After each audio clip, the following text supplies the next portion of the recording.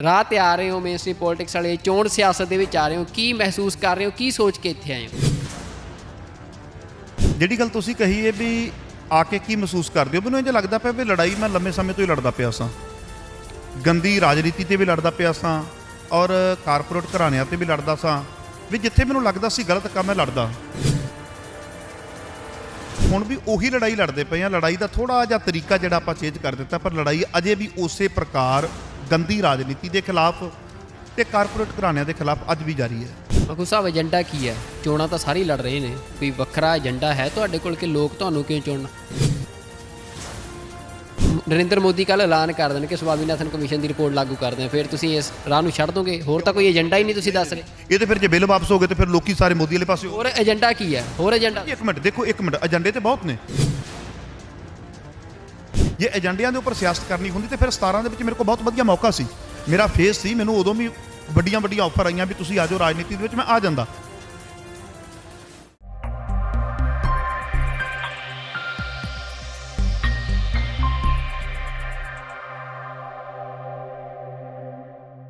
ਵਾਹਿਗੁਰੂ ਜੀ ਕਾ ਖਾਲਸਾ, ਵਾਹਿਗੁਰੂ ਜੀ ਕੀ ਫਤਿਹ। ਅਸੀਂ ਖੜੇ ਹਾਂ ਚੰਡੀਗੜ੍ਹ ਪ੍ਰੈਸ ਕਲੱਬ ਦੇ ਵਿੱਚ ਤੇ ਅੱਜ ਇੱਥੇ ਗੁਰਨਾਮ ਸਿੰਘ ਚੜੂਨੀ ਹੋਰਾਂ ਵੱਲੋਂ ਆਪਣੀ ਪਾਰਟੀ ਦਾ ਜੋ ਐਲਾਨ ਕੀਤਾ ਗਿਆ, ਪਾਰਟੀ ਦੇ ਉਮੀਦਵਾਰਾਂ ਦਾ ਐਲਾਨ ਕੀਤਾ ਗਿਆ ਆ। ਸੰਯੁਕਤ ਸੰਘਰਸ਼ ਪਾਰਟੀ, ਸਭ ਤੋਂ ਵੱਡੀ ਖਬਰ ਆ ਕਿ ਸੰਯੁਕਤ ਸੰਘਰਸ਼ ਪਾਰਟੀ ਨੂੰ ਅੱਜ ਆਪਣਾ ਚੋਣ ਨਿਸ਼ਾਨ ਮਿਲ ਗਿਆ, ਚਾਹ ਦਾ ਕੱਪ ਚੋਣ ਨਿਸ਼ਾਨ ਮਿਲਿਆ। ਤੇ ਸਾਡੇ ਨਾਲ ਇਸ ਟਾਈਮ ਮੌਜੂਦ ਨੇ ਜੋ ਉਮੀਦਵਾਰ ਐਲਾਨੇ ਆ, ਉਹਨਾਂ ਦੇ ਵਿੱਚੋਂ ਇੱਕ ਉਮੀਦਵਾਰ ਨੇ ਦਾਖਾ ਹਲਕੇ ਤੋਂ ਭਾਈ ਮਖੂ, ਹਰਪ੍ਰੀਤ ਸਿੰਘ ਮਖੂ ਜੀ।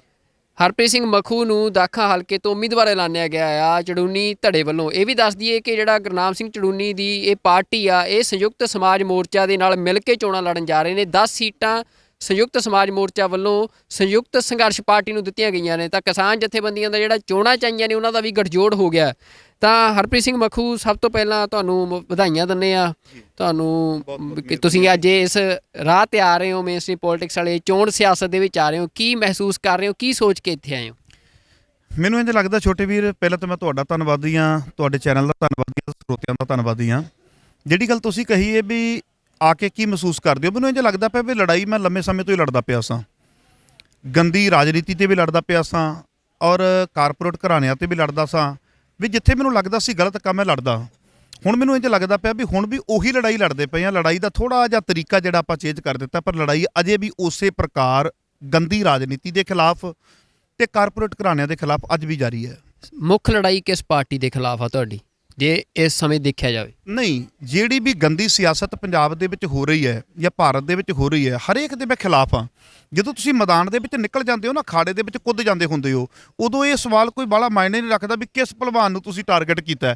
ਜਿਹੜੇ ਵੀ ਅਗਲੇ ਪਾਸੇ ਆ ਗਿਆ ਫਿਰ ਉਸੇ ਭਲਵਾਨ ਦੇ ਨਾਲ ਮੁਕਾਬਲਾ ਤੇ ਹੋਣਾ ਹੀ ਹੁੰਦਾ ਨਾ। ਆਪ ਨੂੰ ਸਭ ਤੋਂ ਵੱਧ ਤਕਲੀਫ ਹੋ ਰਹੀ ਆ ਕਿਸਾਨਾਂ ਵੱਲੋਂ ਇਸ ਤਰ੍ਹਾਂ ਪਾਰਟੀ ਬਣਾ ਕੇ ਵੋਟਾਂ ਲੜਨ ਦੀ। ਆਪ ਜਵਾਬ ਦੇਵੇ ਕਿ ਉਹਨਾਂ ਦੀ ਕਿਹੜੀ ਦੁੱਖ ਦੀ ਰਗ ਹੈ ਜਿਹੜੀ ਛਿੜਦੀ ਪਈ ਹੈ ਨਾ।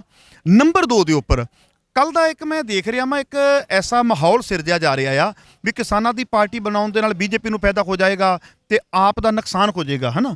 ਮੈਨੂੰ ਇੱਕ ਚੀਜ਼ ਦੀ ਸਮਝ ਨਹੀਂ ਆ ਰਹੀ ਵੀ ਆਪ ਨੇ ਤੇ ਮੰਨ ਲਿਆ ਵੀ ਸਾਡਾ ਨੁਕਸਾਨ ਹੋਵੇਗਾ, ਇਹ ਗੱਲ ਕੇਜਰੀਵਾਲ ਨੇ ਆਪ ਆਪਣੀ ਜ਼ਬਾਨ ਤੋਂ ਮੰਨੀ ਹੈ। ਸੈਕਿੰਡ ਨੰਬਰ ਦੇ ਉੱਪਰ ਜੇ ਆਪਾਂ ਆ ਜਾਈਏ ਤੇ ਸੈਕਿੰਡ ਨੰਬਰ ਦੇ ਉੱਪਰ ਜੇ ਆਪਾਂ ਦੂਸਰੀ ਗੱਲ ਕਰ ਲਈਏ ਤੇ ਉਹਦੇ ਵਿੱਚ ਅਕਾਲੀ ਦਲ ਮੂੰਹੋਂ ਨਹੀਂ ਕਹਿ ਰਿਹਾ, ਪਰ ਅਕਾਲੀ ਦਲ ਦਾ ਨੁਕਸਾਨ ਬਹੁਤ ਵੱਡੇ ਪੱਧਰ ਦੇ ਉੱਪਰ ਹੋਵੇਗਾ। ਕਿਉਂ ਹੋਵੇਗਾ? ਕਿਉਂਕਿ ਜਿਹੜਾ ਪੰਜਾਬ ਦਾ ਕਿਸਾਨ ਹੈ, ਕਿਸਾਨੀ ਦੇ ਨਾਲ ਜੁੜੇ ਹੋਏ ਨੇ, ਉਹ ਅਕਾਲੀ ਦਲ ਨਾਲ ਵੀ ਕਿਤੇ ਨਾ ਕਿਤੇ ਜੁੜੇ ਹੋਏ ਸਨ, ਉਹ ਕਾਂਗਰਸ ਨਾਲ ਵੀ ਜੁੜੇ ਹੋਏ ਸਨ। ਇਸ ਕਰਕੇ ਆਪਾਂ ਇਹ ਨਹੀਂ ਕਹਿ ਸਕਦੇ ਵੀ ਕਿਸੇ ਇੱਕ ਧਿਰ ਨੂੰ ਟਾਰਗੇਟ ਕੀਤਾ ਜਾਏਗਾ। ਜਦੋਂ ਮੈਦਾਨ ਦੇ ਵਿੱਚ ਆਪਾਂ ਆ ਗਏ, ਆਪਾਂ ਜਿੱਤਣ ਦੇ ਲਈ ਆਏ ਹਾਂ, ਹੁਣ ਜਿੰਨੇ ਹਾਰਨਗੇ ਉਹ ਤੇ ਹਾਰਨਗੇ ਨਾ ਜੀ। ਮਖੂ ਸਾਹਿਬ, ਏਜੰਡਾ ਕੀ ਹੈ? ਚੋਣਾਂ ਤਾਂ ਸਾਰੇ ਲੜ ਰਹੇ ਨੇ, ਕੋਈ ਵੱਖਰਾ ਏਜੰਡਾ ਹੈ ਤੁਹਾਡੇ ਕੋਲ ਕਿ ਲੋਕ ਤੁਹਾਨੂੰ ਕਿਉਂ ਚੁਣਨ? ਹਾਂ ਬਿਲਕੁਲ, ਇਹ ਤੁਸੀਂ ਬਹੁਤ ਸੋਹਣੀ ਗੱਲ ਕਹੀ ਹੈ ਵੀ ਰਾਜਨੀਤੀ ਦੇ ਵਿੱਚ ਬਹੁਤ ਚਿਹਰੇ ਆਉਂਦੇ ਨੇ, ਪਰ ਲੋਕ ਤੁਹਾਡੇ ਤੇ ਕਿਉਂ ਵਿਸ਼ਵਾਸ ਕਰਨਗੇ। ਸਭ ਤੋਂ ਵੱਡੀ ਗੱਲ ਇਹ ਹੈ, ਸਾਨੂੰ ਦੇਖਣਾ ਪਏਗਾ ਵੀ ਇਸ ਸਮੇਂ ਦਾ ਮਾਹੌਲ ਕੀ ਹੈ। ਇਸ ਸਮੇਂ ਦਾ ਮਾਹੌਲ ਇਹ ਹੈ ਵੀ ਕਿਸਾਨੀ ਬਿੱਲਾਂ ਦੇ ਖਿਲਾਫ ਬੜੀ ਵੱਡੀ ਇੱਕ ਆਵਾਜ਼ ਉੱਠੀ, ਬਿੱਲ ਵਾਪਸ ਹੋ ਗਏ। ਮੈਂ ਕਿਸਾਨਾਂ ਨੂੰ ਜਾ ਕੇ ਪੁੱਛਿਆ, ਮੈਂ ਕਿਹਾ ਜੀ ਵਧਾਈਆਂ ਹੋਣ, ਬਿੱਲ ਵਾਪਸ ਹੋ ਗਏ ਨੇ। ਉਹ ਕਹਿੰਦੇ ਵੀ ਨਹੀਂ, ਇੱਕ ਗੱਲ ਦੱਸੋ ਵੀ ਬਿੱਲ ਵਾਪਸ ਹੋਣ ਤੋਂ ਬਾਅਦ ਵੀ ਕਹਿੰਦੇ ਖੁਦਕਸ਼ੀਆਂ ਤੇ ਰੁਕਣੀਆਂ ਨਹੀਂ, ਉਹ ਤੇ ਪਾਲਿਸੀ ਉੱਥੇ ਹੀ ਖੜੀ ਹੈ ਨਾ। ਜਾਂ ਤੇ ਸਵਾਮੀਨਾਥਨ ਰਿਪੋਰਟ ਲਾਗੂ ਹੋ ਗਈ ਹੁੰਦੀ ਫਿਰ ਤਾਂ ਅਸੀਂ ਕਹਿੰਦੇ ਵੀ ਵਾਕਿਆ ਬਹੁਤ ਵੱਡਾ ਕੰਮ ਹੋ ਗਿਆ। ਹਾਂ, ਬੜੀ ਵੱਡੀ ਅਸੀਂ ਲੜਾਈ ਲੜੀ ਹੈ, ਬਿੱਲ ਅਸੀਂ ਵਾਪਸ ਕਰਵਾ ਲਏ। ਹੁਣ ਮੈਂ ਦੇਖ ਰਿਹਾ ਵਾਂ ਵੀ ਲੋਕਾਂ ਨੂੰ ਚਾਕੀ ਦਾ ਕੀ ਹੈ, ਸਵਾਮੀਨਾਥਨ ਰਿਪੋਰਟ ਦੇ ਨਾਲ ਇਹਨਾਂ ਦਾ ਬਚਾਅ ਹੁੰਦਾ ਆ।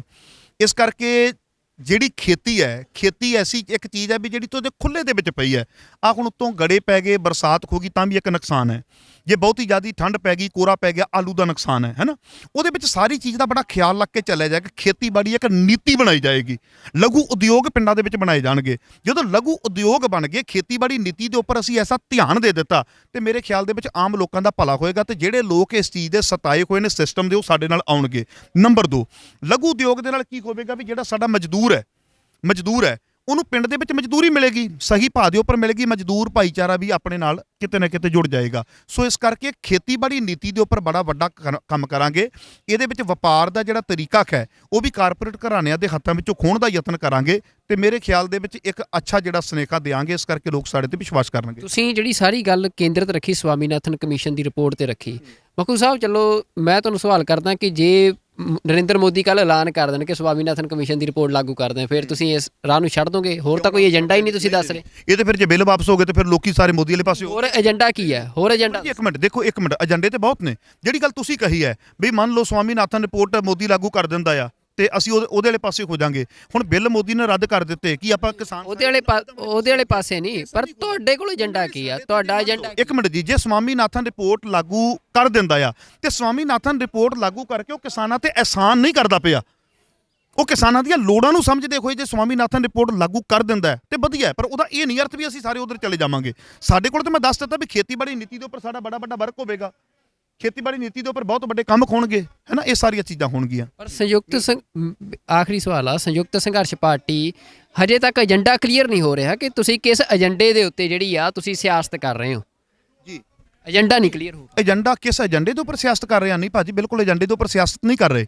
ਜੇ ਏਜੰਡਿਆਂ ਦੇ ਉੱਪਰ ਸਿਆਸਤ ਕਰਨੀ ਹੁੰਦੀ ਤੇ ਫਿਰ 17 ਦੇ ਵਿੱਚ ਮੇਰੇ ਕੋਲ ਬਹੁਤ ਵਧੀਆ ਮੌਕਾ ਸੀ, ਮੇਰਾ ਫੇਸ ਸੀ, ਮੈਨੂੰ ਉਦੋਂ ਵੀ ਵੱਡੀਆਂ ਆਫਰ ਆਈਆਂ ਵੀ ਤੁਸੀਂ ਆ ਜਾਓ ਰਾਜਨੀਤੀ ਦੇ ਵਿੱਚ, ਮੈਂ ਆ ਜਾਂਦਾ। ਰਾਜਨੀਤੀ ਦੇ ਵਿੱਚ ਆਉਣ ਦਾ ਮੇਰਾ ਕੋਈ ਇਸ ਤਰੀਕੇ ਦਾ ਮਾਹੌਲ ਨਹੀਂ ਹੈ। ਰਾਜਨੀਤੀ ਦੇ ਵਿੱਚ ਸਿਰਫ ਇਸ ਕਰਕੇ ਆਏ ਆ ਵੀ ਗੰਦੀ ਸਿਆਸਤ ਜਿਹੜੀ ਹੈ, ਲੋਕਾਂ ਨੂੰ ਥਾਣਿਆਂ ਦੇ ਵਿੱਚ ਨਿੱਕੀਆਂ ਗੱਲਾਂ ਤੋਂ ਅਲਝਾਇਆ ਜਾ ਰਿਹਾ, ਇਹ ਸਾਰੀਆਂ ਚੀਜ਼ਾਂ ਤੋਂ ਲੋਕਾਂ ਨੂੰ ਅਵੇਅਰ ਵੀ ਕਰਾਂਗੇ ਤੇ ਬਚਾਵਾਂਗੇ। ਸੌਰੀ, ਅਗਲੇ ਪਾਸੇ ਹਾਂ ਇੱਧਰ ਮੱਖੂ ਸਾਹਿਬ ਫਿਰ ਹੋਰ ਇੰਟਰਵਿਊ ਆਪਾਂ ਤੁਹਾਡੇ ਨਾਲ ਕਰਾਂਗੇ ਤੇ ਬਹੁਤ ਧੰਨਵਾਦ ਤੁਹਾਡਾ। ਇਹ ਜਿਹੜੀ ਗੱਲਬਾਤ ਆ, ਕੋਈ ਇੱਥੇ ਰੋਲਾ ਪੈ ਗਿਆ, ਕੋਈ ਵਿਰੋਧ ਕਰ ਰਿਹਾ ਹੈ, ਪਤਾ ਨਹੀਂ ਕੀ ਆ, ਉਹ ਵੀ ਦੇਖਦੇ ਆ ਕੀ ਆ। ਪਰ ਮੱਖੂ ਸਾਹਿਬ ਨਾਲ ਜਿਹੜੀ ਗੱਲਬਾਤ ਕੀਤੀ ਆ ਤੁਹਾਨੂੰ ਦੱਸੀ ਹੈ। ਵਾਹਿਗੁਰੂ ਜੀ ਕਾ ਖਾਲਸਾ, ਵਾਹਿਗੁਰੂ ਜੀ ਕੀ ਫਤਿਹ।